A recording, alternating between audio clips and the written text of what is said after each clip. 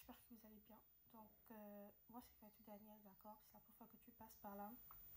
Ici, on parle de développement personnel. On aborde également pas mal de thématiques qui touchent le quotidien. Sur les thèmes qui t'intéressent, tu n'hésites pas, tu t'abonnes, tu actives la cloche notification, tu me laisses un petit cœur en commentaire. Et à la fin de la vidéo, si tu estimes que tu as été édifié, tu n'hésites pas à transférer cette vidéo à une personne qui a besoin de l'entendre. Alors, on n'en parle pas souvent assez, mais moi, je pense qu'il faudrait qu'on le dise, d'accord? Je pense qu'il faudrait qu'on le dise. On n'a pas tous la même approche à la douleur. On n'a pas tous la même approche au trauma.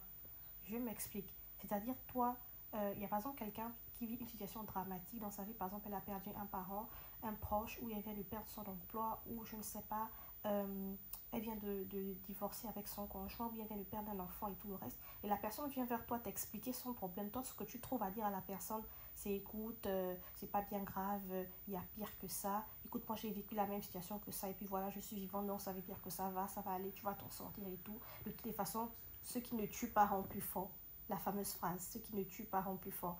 À un moment donné, en fait, c'est-à-dire que rien que par cette façon de réagir-là, cette approche, ces expressions que vous sortez vis-à-vis de la personne qui vient vers vous, vous raconter son trauma, vous raconter ses difficultés, ses douleurs. C'est-à-dire que cette façon-là à vous de réagir relève d'une totale, c'est-à-dire d'un total manque d'empathie vis-à-vis de la personne en fait. On n'a pas tous la même approche à la douleur. Toi, tu as vécu certes la même situation que la personne, mais est-ce que vous avez la même tolérance à la douleur? Est-ce que vous avez la même appréhension à la douleur en fait? Peut-être que toi, le fait de traverser cette même situation-là, toi, ça t'a peut-être rendu plus forte. Mais peut-être que elle, c'est une situation qui va totalement la dévaster.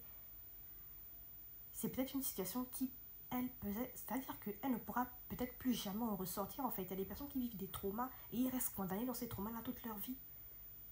D'autres même rien qu'à cause de leur trauma s'acquièrent des maladies qui, au finish, ils restent condamnés dessus en fait. Ils restent condamnés avec cette maladie jusqu'à la mort, clairement. Donc à un moment donné, arrêtez avec votre manque d'empathie. Quand quelqu'un vient vers toi te raconter son problème, te raconter sa difficulté, la douleur qu'elle vit à l'instant T, l'idéal, hein, si tu sens même que tu n'as pas les mots pour reconforter la personne, mieux tu te tais. Mieux tu te tais. Parce que quand la personne vient vers toi pour te raconter son problème, pour te raconter sa difficulté, la peine qu'elle est en train de vivre, la douleur qu'elle est en train de vivre à l'instant T, c'est pas pour que toi tu lui dis ce qui ne tue pas rend plus fort. Je suis désolée, c'est pas pour que tu lui dises ça en fait. Et là, tu relèves des manques d'empathie vis-à-vis de cette personne. C'est pas pour que tu lui dises ce qui ne tue pas rend plus fort. Elle n'a pas besoin d'entendre ça. Elle n'a pas besoin d'entendre ça. Quand elle vient vers toi, c'est que tu essaies de la réconforter. C'est pour que tu essaies de lui remonter le moral en fait. Mais toi, tu ne fais rien de tout ça. Ce que tu trouves à dire, ce qui ne tue pas rend plus fort. Je suis désolée, ça ne peut pas lui rendre fort en fait. Ça ne peut pas lui rendre forte. Donc, à un moment donné, il faudrait que vous arrêtez de minimiser les douleurs des gens. D'accord? Arrêtez de minimiser la douleur des autres. Tu n'es pas dans sa vie, tu n'es pas dans son corps, tu ne sais pas ce qu'elle vit. Vous avez peut-être vécu tous les deux la même situation, mais vous n'avez pas tous les deux la même approche à la douleur, la même approche au traumatisme. Il y a des personnes qui ont vécu des traumatismes dans leur vie et qui sont restées dans ces traumatismes-là en fait. Qui sont restés dans ces traumatismes-là et qui n'en sont plus jamais sortis. Plus jamais sortis en fait. Donc à un moment donné, évitez, c'est-à-dire arrêtez de minimiser la douleur des gens. C'est pas intéressant de se comporter comme ça. Ce n'est vraiment pas intéressant.